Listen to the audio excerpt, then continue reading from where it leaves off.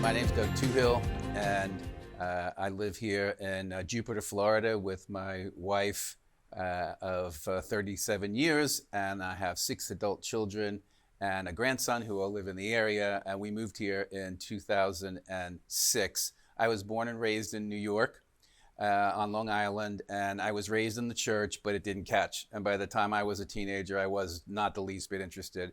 And a series of events in my late 20s brought me back to faith, and I rededicated my life to Christ. And that was obviously, like everyone in that situation, a major turning point. But one of the unique things that happened with me at that point in time is the pastor who I got saved under took me aside one day, and he said, because I was working in the financial world at the time, and he said, "It's obvious to me that God has given you an ability with money. But he didn't give you that ability so that you would be wealthy. He gave it to you so that you would be generous." And I said, "Well, what do you mean?" And he said, "Pretty much all, except for what you need for yourself, you're supposed to be given back into the work of the kingdom." And that was the beginning of a journey which has been going on now for a long time. Unfortunately, most of what I heard about generosity thereafter was about tithing and capital campaigns. And it was 18 years after I got saved until I was exposed to the bigger story of generosity, that giving wasn't about money, it was about the heart. And giving wasn't about what it does for the ministry, it's about what it does for the giver. And that gift of learning about generosity, the seed was planted 18 years before it actually came to full bloom. But that was transformational in my life, and really one of the motivating purposes of the book that we've written together is to try to get the message out of just what a blessing the generous life is. Yeah, no doubt.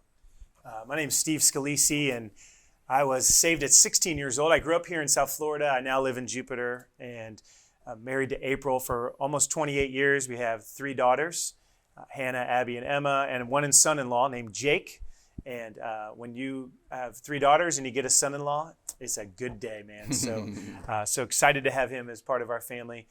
When I got saved, ironically, I had just gotten arrested as a 16-year-old for breaking into cars. So I was a taker, I was a thief, I was a stealer. And a guy led me to Christ, and he shared the gospel with me. And I just said, man, that just seems like a better way to live. And so his family was really generous, and they lent me some money so I could finish school. And when I went to pay them back, they were like, "We wouldn't lend you money. I mean, we might have given you money." And I kind of picked up what they were saying. And at that time, I told my wife, I said, "Well, I feel like we need to pay this forward." So we started a scholarship in their name. And it was this little tiny scholarship. We were putting $500 a year into it 30 years ago. And several years later, I get a letter from the school, and it says that the scholarship's been endowed. I thought, man, they must have really invested that money really, really well. And come to find out that family had kept giving to that scholarship, and they endowed the scholarship. And so it just reminded me that giving begets giving. And so that was one of my really first tastes of what real generosity was. And then it was probably about 20 years ago, I read Money, Possessions, and Eternity by Randy Alcorn. And then I read the Cliff Notes, which is the treasure principle. And the treasure principle just knocked me to the floor. And he talks about 6 keys to the treasure principle, but 2 that really hit home were God prospers me not to increase my standard of living, but rather my standard of giving. And the other is the only antidote to materialism is generosity. And so at that point, I just kind of felt like my wife and I, we were what we would call happy tithers, tickled tithers, right? We were just happy to just give our little tithe. And I just felt like the Lord was impressing us to give more. And so we went and did that. And we did that for a couple of years, increased our percentage. And then it just hit me. Why are we increasing our percentage? Because every time we do that, it seems like the Lord, and I don't teach a prosperity gospel, a health and wealth gospel, but as it is, the Lord did increase our income more and more and more than what we were giving. And I just said to my wife, why don't we cap our lifestyle? Why don't we just live on a certain amount and give the rest away? And she said, yeah. I was like, well, that was easy. I thought I was ready for the fight. I was ready. I had my notes. I was ready to, I had a whole plan of how we were going to do this. She said, okay, that sounds good. And so we've really been doing that for pretty much the past 17, 18 years. And it's just been, to your point, I mean, it's just joyful. I mean, it's not like, oh, I have to do this. It's no, we get to do this, and it really is. Yeah. It's full of joy. Yeah. And speaking about the prosperity gospel, um, you know, um, uh, the Bible says, as you sow, so shall you reap.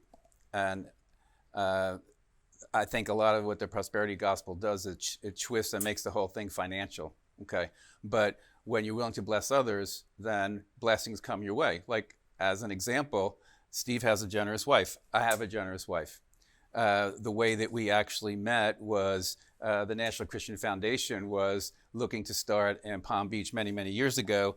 And at the time, it was premature. We didn't start. It actually didn't kick in to many years later. But that's how we got to meet. And the rewards that we get from being obedient with our money is not necessarily more money, but it can be friends, which is priceless, or it can be a generous wife, which is priceless, or kids who grow up understanding, money and wealth, which is priceless. And so we were able to do that. And now the National Christian Foundation here is taking off in Palm Beach, and this same message of generosity is reaching a very wealthy community that's really going to do some great work for the kingdom. So the reason why we wrote the book is, as we've been out in the community as a pastor and on boards, et cetera, meeting other donors, we realized that the vast majority of Christians are where we were at the beginning of our walk, where we're in the church and we're hearing a very limited message about generosity.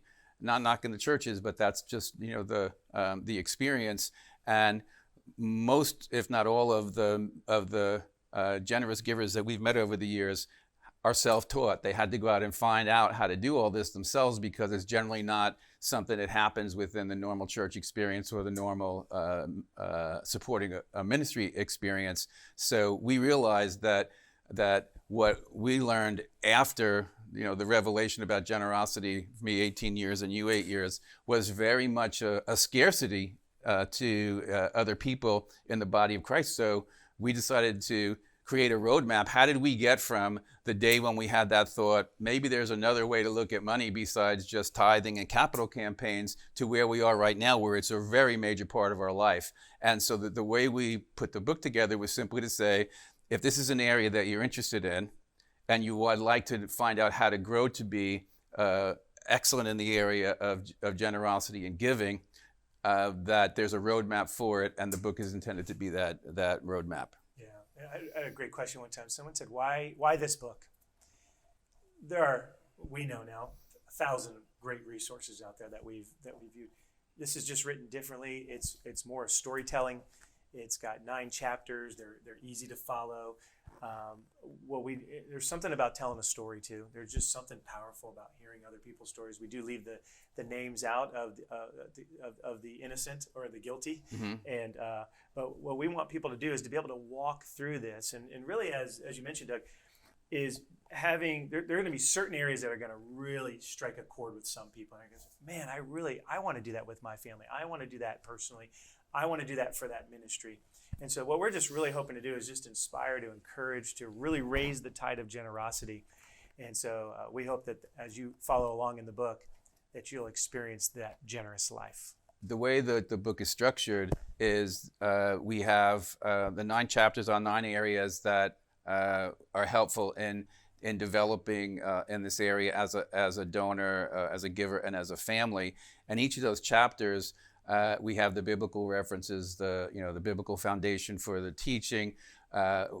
One of the great things about A Generous Life is we've met some of the top people in the country in Christian philanthropy and included their stories, and we have guest authors for parts of some of the chapters.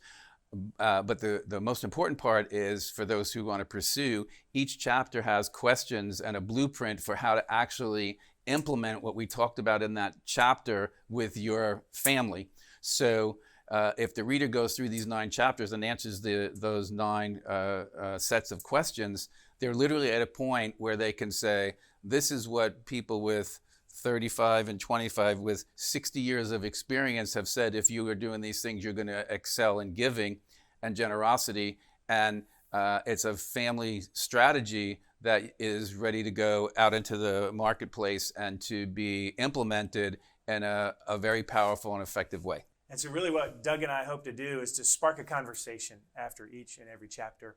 There'll be great questions that you can answer individually, you can answer them as a family. And what we hope you do is this will really help you in your generosity journey.